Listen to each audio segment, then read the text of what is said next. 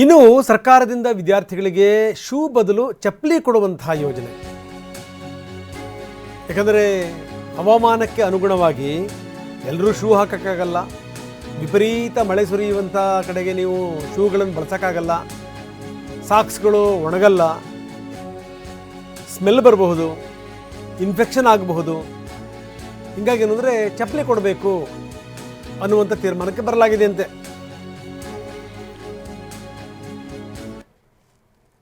ಈಗಾಗಲೇ ಇದಕ್ಕೆ ಸಂಬಂಧಪಟ್ಟಂಗೆ ಈ ಉರ್ದು ಹಾಗೂ ಅಲ್ಪಸಂಖ್ಯಾತ ಭಾಷಾ ಶಾಲೆಯ ನಿರ್ದೇಶನಾಲಯ ಸೂಚನೆಯನ್ನು ರವಾನಿಸಿದೆ. ಇದಕ್ಕೆ ಸಂಬಂಧಪಟ್ಟಂಗೂ ಕೂಡ ಮಧು ಮಾತಾಡಿದ್ದಾರೆ. ಏನು ಹೇಳ್ತಾರೆ ಬನ್ನಿ ನೋಡೋಣ.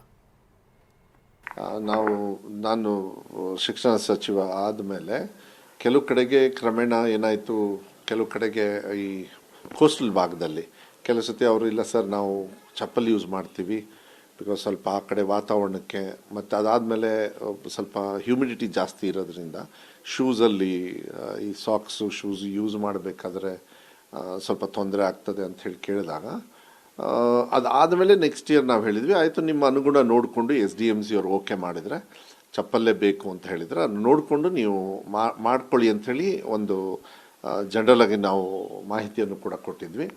ಅದಾದಮೇಲೆ ಮೊನ್ನೆ ವಿಧಾನಸಭೆಯಲ್ಲೂ ಕೂಡ ನನಗೆ ಪ್ರಶ್ನೆಗಳು ಬಂದಿದ್ದು, ನನ್ನ ಇಲಾಖೆಯಲ್ಲಿ ಯಾವುದೂ ಪ್ರಶ್ನೆಗಳು ಜಾಸ್ತಿ ಬರಲಿಲ್ಲ. ಈ ಸತಿ ಬಂದಿದ್ದು ಶೂಸ್ದು, ನಿಮ್ಮ ಹತ್ರ ದುಡ್ಡೇ ಇಲ್ವಾ, ನೀವು ಕೊಟ್ಟೇ ಇಲ್ವಾ.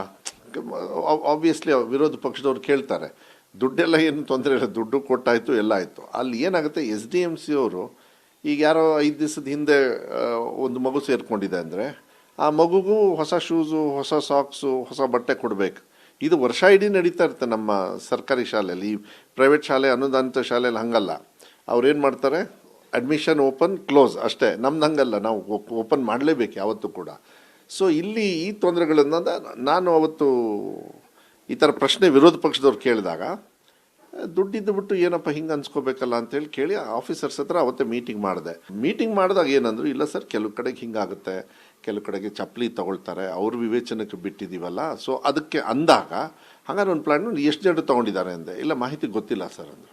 ಮಾಹಿತಿ ತಗೊಳ್ಳಿ ಅಂತ ಹೇಳೋದಕ್ಕೆ ಇವತ್ತು ಏನು 14ನೇ ತಾರೀಕು ಇಲಾಖೆ ವತಿಯಿಂದ ಕಳಿಸಿದ್ದಾರೆ, ಈ ಥರ ಎಲ್ಲೆಲ್ಲಿ ನೀವು ಶೂಸ್ ಏನು ತೊಗೊಳ್ತೀರಿ, ಬೈ ಚಾನ್ಸ್ ಚಪ್ಪಲ್ ತೊಗೊಳ್ಳೋದಾದರೆ ಯಾರು ಅಂಥೇಳಿ ಅವ್ರು ಏನು ಮಾಡ್ತಾರೆ, SDMC ಅವರು ಯಾರು, ಅವ್ರ ಮಕ್ಕಳೇ ಅಲ್ಲಿ ಓದ್ತಾ ಇರೋದು. ಸೊ ಏನೇ ತೀರ್ಮಾನ ಆದ್ರೂ ನಾನು ತೊಗೊಳ್ಳಲ್ಲ, ಅವ್ರು ತೀರ್ಮಾನ ತೊಗೊಳ್ತಾರೆ. ಆ್ಯಂಡ್ ಸಮ್ಟೈಮ್ಸ್ ಏನಾಗ್ತದೆ, ಈ ಶೂಸ್ ಹಾಕಿದಾಗ ಸ್ವಲ್ಪ ಬೆವರಲ್ಲಿ ಒಬ್ಬರು ಶೂಸ್ ಕೂಡ ವಾಸನೆ ಬಂದುಬಿಟ್ರೆ ಇಡೀ ರೂಮೆಲ್ಲ ವಾಸನೆ ಶಾಲಾ ಮಕ್ಕಳಿಗೆ ಕೆಲವೊಮ್ಮೆ ಅದನ್ನು ಮೇಂಟೈನ್ ಮಾಡೋದಕ್ಕೂ ಆಗೋದಿಲ್ಲ, ಯಾಕಂದ್ರೆ ನೀರಲ್ಲಿ ಬಂದಿರ್ತಾರೆ. ಅದು ಸ್ವಲ್ಪ ತೊಂದರೆ ಆಗಿದ್ದಕ್ಕೆ ಮೋಸ್ಟ್ಲಿ ಇದು ಉದ್ಭವ ಆಗಿರಬೇಕು.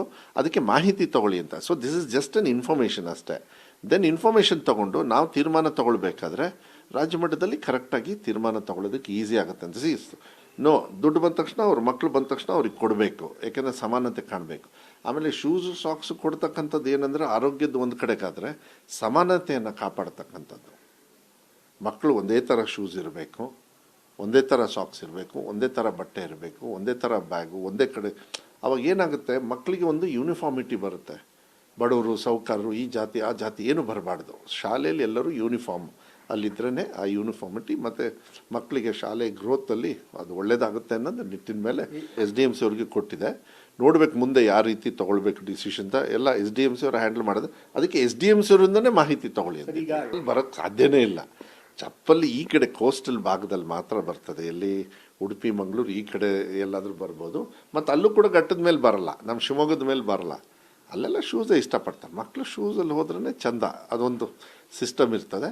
ಬಟ್ ಮಾಹಿತಿ ತೊಗೊಳ್ಳೋಣ, ಮಾಹಿತಿ ತೊಗೊಂಡು ಒಂದು ಒಳ್ಳೆ ನಿರ್ಧಾರ ತೊಗೊಳ್ಳೋದಕ್ಕೆ ಈಸಿ ಆಯ್ತು. ಅದು ಬಿಟ್ಟರೆ ಮತ್ತೆ ಇನ್ನೇನಿಲ್ಲ ಅಷ್ಟೇ.